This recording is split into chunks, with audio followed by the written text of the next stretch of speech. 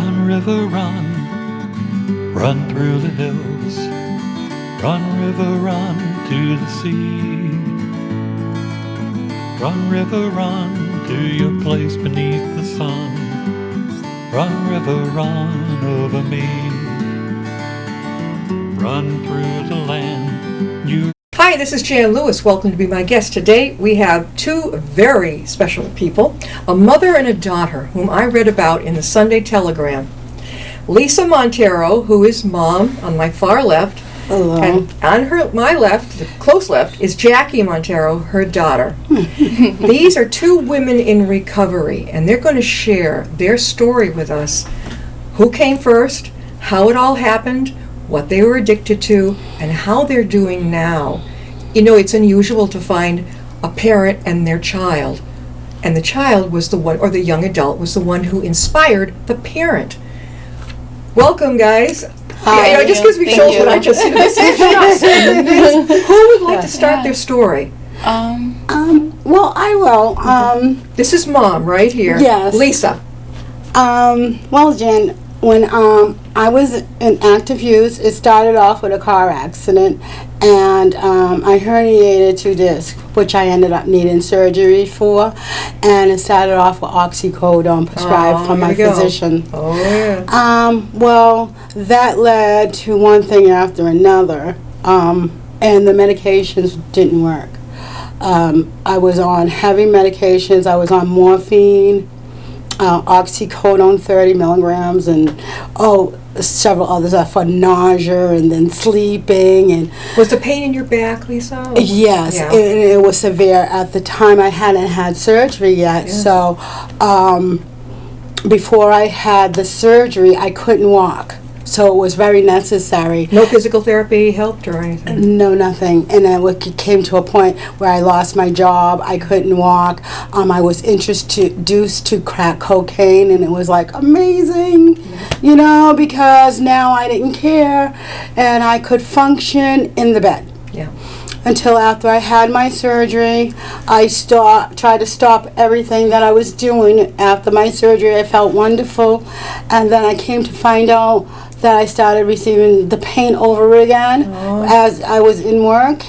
And from there, that's how I lost my job, because the surgeon didn't do the correct surgery. He left a hole in my back, forgot to place in some a plate and everything. Oh, my God. So they wanted to redo the surgery. It was elected for me not to do the surgery. It was dangerous. So we went with medical treatment, medication as But how did the an hole option. heal up? How does that heal up, Jackie? Lisa. How does that heal up? It really doesn't. So you get kind of a skin over a hole area, right? Yeah, but as time has progressed, I feel much better. Yeah. Well, you look wonderful. So. Thank you. I do go through my aches and pains, but nothing like before, because I did find out, and this is the thing, people really need to ask questions to their doctors when it comes to prescription medications. Yeah. I didn't realize it was an opiate. And I didn't realize it was so addictive, and I didn't realize it manifests as more pain. Do you think that helped make you nauseous, all the other pills? Yes, absolutely. Yeah. And I thought the pain was really mine Yeah. to call my own, and came to find out it wasn't. Yeah.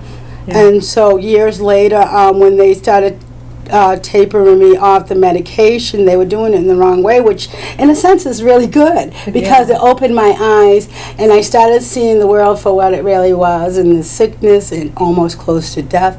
I was like, I got to do something. And I looked at my daughter's journey And we're going to into hear sobriety. And then you saw her. By then, how old? How many years time was Now she? at this point, I was in 9 years of addiction. You, and then it was, at what point were you, Jackie, in your recovery? A year. You were already A year. here. So she was your power Yes. example. Yes, and she wasn't talking to me.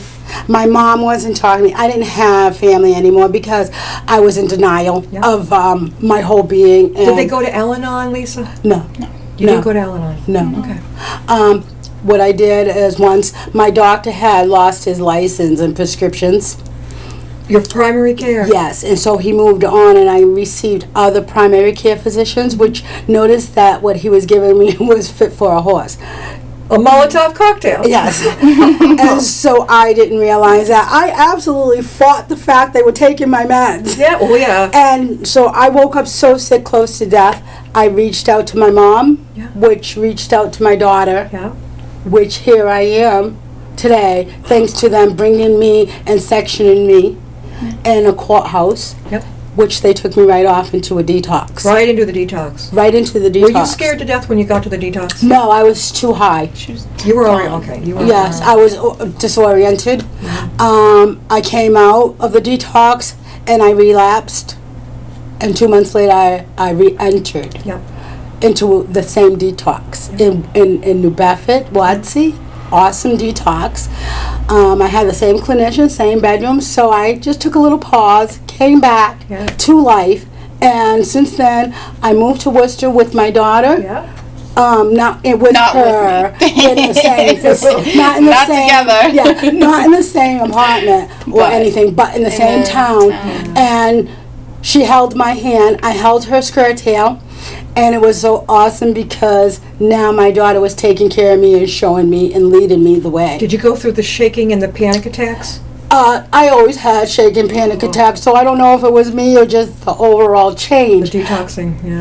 But my detoxing wasn't that bad because my family fell into place so well. You had the support. Yes. So many people don't have that. And I didn't think I was going to get it because I was isolated so long. Did you go to meetings like NA? Absolutely. She took me to NA meetings, AA meetings. She showed me around. I got kicked out of a few places because I didn't learn tolerance and patience. I didn't know who my higher power was yet. Okay. So with church that she brought me to, Sure. really uplifting church. Yeah. And now I know who my higher power is. Yeah. And I know how to get around myself. And when I went into a halfway house with women, I didn't learn patience and tolerance. I got discharged. I learned it at Passages. Okay. What's At a Passages? detox unit. That's in Worcester? CHL. Yes, and CHL is called. And it's once you get into detox, you go up to Passages, which is CHL, Okay. which is part of the program of Keep going, Spectrum. okay. Yeah. Oh, Spectrum, I know. Yes, and then TSS is where you wait for a home. So they suggested that I be on my own. They put me in a studio. And from there, I took off. I started off at EDM, Everyday Miracles, on Pleasant Street in Yeah. Worcester. Yeah. And that's where all the doors started opening. You had the gift of desperation. Yes. And the no more denial. How could know? you afford an apartment? Did they help you with that? Yes, they did. How did they do that? They're just There's so many awesome. programs. They're There's just SMOP. awesome. If you There's SMOP want to really programs. work the There's- recovery program and you really want to do for There's help. yourself, and I just hope these there's don't get cut. so much. These things, I hope these programs. Well, don't get- unfortunately, they did close the Aurora, the first place I did move into, Yeah. but they moved me to a different place located not too far from there, the Albion, which is also helps out with people in recovery. Yeah. It is 30% of income, Yep. so it's income based on some things, especially if you're on your own. Yeah, sure. And there's very few people that get that on their own structure. Yeah. I'm capable, able, Oh, thank definitely. God, I mean, it's- to my yeah. higher power that Yeah. He made me able to get out there and do it Yeah. and work the program, and then having strong women of recovery alongside with me. And I had a woman at Everyday Miracles that I met first, Jen, and she was just awesome. And she started me off, and then we have a staff member, Nydia, and she held my hand. I held her skirt tail, and she brought me to commitments and stuff. And my daughter brought me to commitments. So doing commitments is really part of my life Very right much now. so. Jackie, And I all right, so also- you're going to yeah. commitments now. You're at that point. And I also have a house that I do every Thursday with women and juveniles. Oh, gosh, that Lisa, awesome. okay, now that's Mom. Believe it or not, I thought maybe they were sisters that came in, but Lisa's the mom. We just heard from Lisa's story. We'll hear more in a little while. Jackie, you're on the hot seat now. What happened? You're still young. Right. What yeah. happened? So October 2014, right? I was at my rock bottom, or which I thought it was my rock bottom, right? And I had enough, and I really, it's not that I wanted to get help. I just didn't have any other options, right? I ran out of options. I didn't, I had no more couches to sleep on. I lost my apartment. I lost my car. And when I say lost, I gave it away, right? I walked out of my job. Talk about desperation. The only income I had was my son's child support, right? And at that point, it wasn't even going to him. How old was your son? And my son's 12 today. Today? Today. Well, happy Not birthday. today, but he's 12. 12 now. Yeah. I had reached out to a cousin that I hadn't talked to in years, and my uncle actually works for the court system in Taunton, where we're from. And I was like, I need help. And he's like, are you sure? And yeah, I'm sure. And like I said, it wasn't because I really wanted it. It's because I didn't have any other options, right? Yeah, exactly. But I was so sick too. Yeah. And and I was angry because like at that point, my mom said, you were estranged.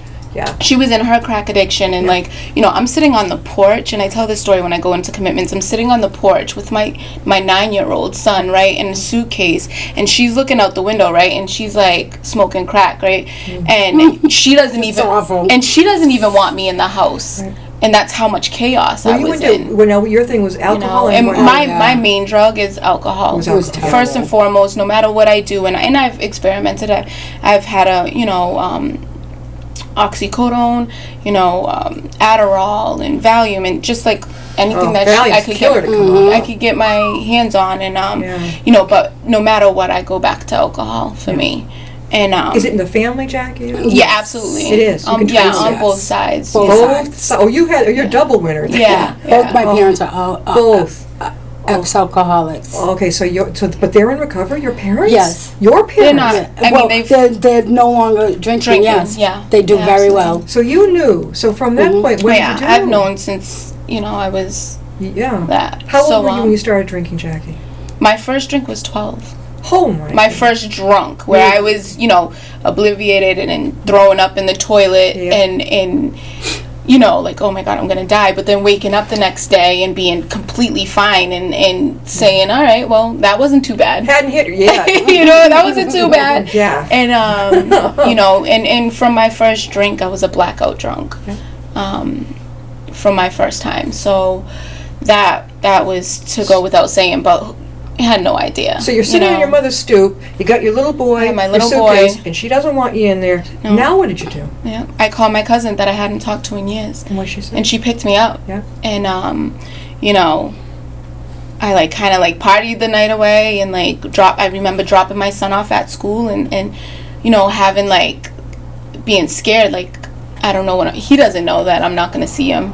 I'm not picking him up from school. Sure. And not picking him up from school, and being in a courthouse, and not realizing, because I'm out of it, that I'm going through 2 courthouses, right? I'm signing over temporary custody for my son, but at the same time my uncle's signing for me to be sectioned, right? Okay. And I didn't understand that process. But they were smart. Yeah. And I think that if I had known, I wouldn't have went. I would have been like, you know what? No, I'm good. I'll figure this out. Yeah. And from where? Okay, where did the court send you then? They sent me to Watsy. Well, the first time I went to Brockton. What was it called? I went to High Point. High Point, okay. I went to High Point to the detox, and my detox was awful because you figure from 12 years old to 28 years old, I really haven't had a break from a substance. Were you panicking and sick? I was sick. I just remember being sick, and I remember I probably woke up and it was a week later. Did they bring you down gradually off Valium and things? They wean you down. I mean, for alcoholic, I know it's severe. I know by the end of my using, I was at home having seizures.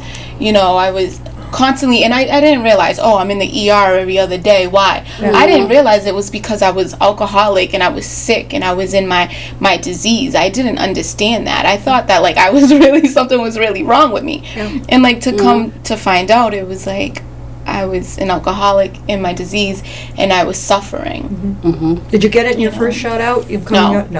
Okay, no. So you went? I didn't. So what happened was I didn't change anything, right? Yeah. I thought that they were going to just teach me how to stop using drugs and stop drinking. Right. And it wasn't that. No. You got to follow up with meetings. So meetings. I didn't understand that. Self-care. I didn't find a God of my understanding, right?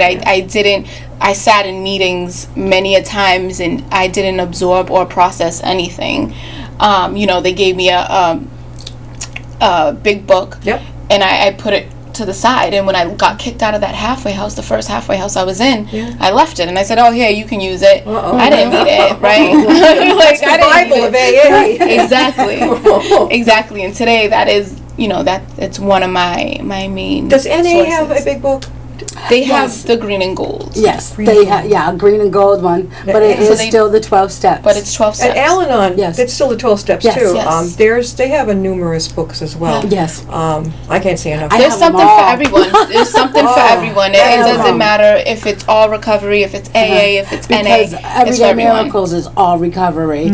We don't have a book. Yeah. We just have It's a verbal. safe haven. Back and Verbal, forth. yes. That's so important. And we try to help the Did you community use as your much phone as list? possible. Did you reach out to people? Yes. Did you call? When I first went into It's hard. Faith House, yes. Yes, it is. They say it, the phone weighs 1,000 pounds, and it does. But when you're desperate and you really want it and you want to change, even if it's calling that one person on that phone list that answers. Grounding to hear their voice. Yeah. You feel like, I'm going to be okay. Did you ever feel manicky, like you were speeding, like the committee in your head? Oh, that's me. I got a big That's committee. horrible, I'm like I hear. Sybil. Oh, In my head is little like squirrel that. going around And the I would, hamster wheel. when I came out, I was jumpy and, a mile a minute. I you couldn't caught it young too. Stop. You're so fortunate. You were extra Yes. young too. We're talking. This is such a miracle. Lisa Mongtiero, who is Jackie Montero's mom, and both of these women came into recovery. Lisa, the mom, was inspired by Jackie, her daughter, and now you saw Jackie go get recovery. Yes. Did you go through a stage like, I'm mad? What are you doing? Like. No, not at all. I was like, this is crap. I'm like, it don't work. She already left. Yeah. But she went back in. And then I started seeing her and hearing about her and seeing her on Facebook. She got a coin, Yes, she did. Oh, everybody's there but me, And people wouldn't want to talk to me on the phone. I want to talk to somebody about it. Yeah. I couldn't even speak. I thought I could speak. I thought everybody's lying. They just wanted to hang up on me. Sure. And I thought they were lying that I was falling asleep on them, but they weren't. So it was, finally at a point when my doctor left, that's when I got more of the encouragement because the sickness started getting so great. Do you think that, Lisa, had you not had the back surgery, you might not have been introduced to the... Absolutely not. No, you think it would have happened? I would have kept in my job. I had an excellent job, an excellent career. It was part of my life. What were you doing? I was an oral surgeon assistant. Oh. Well, now, are you both working right now or not? She right now? is. What are you doing? I'm a PCA too. I work at UMass. Oh, you work at UMass? Yeah. Okay, I in the, know. which building? In the university. I work at the It's like university. Hospital. I love it over there. Now, the main building, there's so many departments. Yeah, there's so many. I work in the ICU. Yeah. Oh, they're like... I work in the ICU. It's neurotrauma, and it keeps it real green for me because I actually see on a daily basis what the disease does to us, right? Yes. And it could have been me in that bed She's so just many awesome. times. You're both lucky. Like that. She's Yeah, awesome so many like that. times, and I actually get to see the results of when you don't stop using and what happens. And for most of the time, it's unfortunate. It's either long-term disability, where you might be a vegetable for the rest of your life, or it's death. Or in the insane department. Or Yes, yeah, yes. or the insanity is that you get better and you go back out. Yeah. And I get to see that on a daily basis, and it keeps it up front for me because I've heard the I youngest, know that could be me. the youngest you start, right? Now, I've got a son in Jackie's age group. The younger they start with the pot and the booze, Yes. unfortunately, the more damage Because the brain, I think it's 25, your brain. Yeah, like at Stops and everything. my age, at 14, when I started using pot and drinking and experimenting, we thought that was a way of life. That's the way you socialized. That's the way you partied. We didn't have all this greatness that they have today of sobriety, recovery, halfway houses, all this knowledge, and it's so inspiring to see these young youth in there at Mere. Jackie brought me to one of her commitments. I was so blessed to be there to watch all these young kids from ages 12 to 17 sitting there in these chairs. And they're getting it early. They earned Hopefully, themselves. that's the hope of us coming in that is. and telling them, hey, Yes. listen, You're the power of example. yeah, Exactly. we've done. Let me Actually, have the pain I for feel you. that they're the power example now, the youth and ones that are younger than my daughter, because And you are for the moms too and the parents. yeah. Both of you. How, before we forget, how can someone reach you, wants to reach out, watching right now, says, gee, I need help. How will they reach you? Who wants to? Well, my name is Lisa Mongtiero. Don't forget that, and you can reach me at 774-329-6233. Don't hesitate to call. I'll be there for you if you need me. Thanks. Jackie. Yeah. Also, my phone number is 508-665-9016. For any lady suffering from a direct result of a drink and a drug, call. We're here. My phone's always on. Leave a message, leave a phone, I'll call back. Also, I run a women's meeting, 114 Main Street in Worcester. What building is that? 715. That's the Wellesley Methodist Church. Okay, yeah. So 715. You can come down, get a meeting. Sure. There's amazing women. I'm surrounded by women in recovery that it's a lifestyle change. And if they It's a also lifestyle want to change. get in touch, they can go to 25 Pleasant Street, which is Everyday Miracles, and we have wonderful gentlemen that work there that are willing to help gentlemen. It's also on Pleasant Street. Yes, I on know a Pleasant dentist Street. on Pleasant, but where is it near the near the Honey Dew It's Donuts. on the other side near Main Street. Okay. So Yes. it's on Pleasant Street heading towards Now- the city. Yes, Okay. near the City Hall. And if any men and women are welcome to call me, and also to go to 25 Pleasant Street, Everyday Miracles, wonderful bunch of people that work there and willing to help their recovery. And we place people places also. We don't just sit and have meetings. You don't just treat them and street them. No, no. No. We'll Yeah. give them places that they can get food, clothing, care. There's in Everyday Miracles, we don't have nurse counselings or doctors, but we can point them in the right direction for Exactly. shelter and everything else. Now, It's a Spectrum wonderful place. That's off on Lincoln Street, isn't it? And isn't there one in Westboro? Spectrum, yes. Spectrum is in, both yes, places. Yes. Because I think, And there's one in Westboro also where I do commitments at with the women. It's Okay. awesome there, yes. And one of the staff members and myself, we do commitments there, and she takes other people to do commitments there too. Yeah. And it's really great because these women are afraid, Yep. scared, and a lot of people Shaky. you don't realize don't want to walk into a meeting by themselves. And I didn't either, because it's really kind of awkward. Now I'll go into anywhere because the way I see it, I could go into a bar room by myself, no problem. So, no issue. explain to people out there who are watching, what is a commitment? So a commitment is Basically what we're doing right now, telling our story. Yeah, telling our story. So tonight I actually have one at Passages, and what I do is find women and or men with time that have some time under their belt that can go in and share their experience, strength, and hope. So I was where you were. I was sitting on the other side of that table. Now look at what I'm doing, and where have I gone from there? Yeah. I've done meetings, or I've gone through a halfway house. I've gone through a sober house. I've been in the community. I volunteer, and I want to show you that, right? And I want to show you that, and then I want to give you the hope that there is something on the other side. Long as you walk through that fear and you get through the other side, there's hope there, because today we sit here to tell you the truth, and if you want to find out, come find me in a meeting. And the best recovery You know? is to give back. Yes, that's how they say Yes. that you keep it, Yes. by giving Giving it away. Giving it away. If somebody's You have watching and they're to. like, let me see. Yeah, give it away. There's a lady out there, and she has been, let's say, she drank all night before. She feels like hell this morning. Mhm. She's been running back and forth to the John. Let's be honest Yeah, here. yeah. And she's thinking, well, now it's about 2:00, and I think I'm feeling a little better. I think I'll pick up again, but I don't want to be sick again. What do you suggest? I suggest call me and let's go to a meeting, and then we can have a cup of coffee too. How far are you willing to travel to come get somebody? I don't have a vehicle, but whatever my feet can do, and whatever a bus can do, or a cab, or my daughter, I'll call to. Okay. So if somebody from Upton or one of our neighboring little Absolutely. towns, you could hook them up with somebody. Absolutely. I'm going, she I go lives to, close.